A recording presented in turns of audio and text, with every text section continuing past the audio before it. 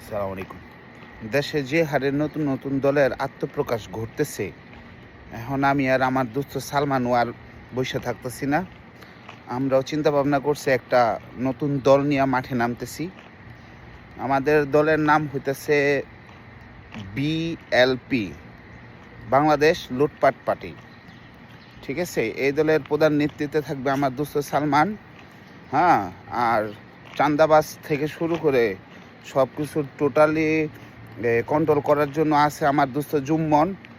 এটার কোষাধ্যক্ষে আছে আমার দোস্ত তৌহিদ। আর আমি তো সর্বোপরি সব জায়গায় আছি, কোনো কথা নাই। অতি শীঘ্রই আমরা আমাদের দল নিয়ে নিবন্ধনের জন্য জাতীয় নির্বাচন কমিশনে হাজির হইতেছি।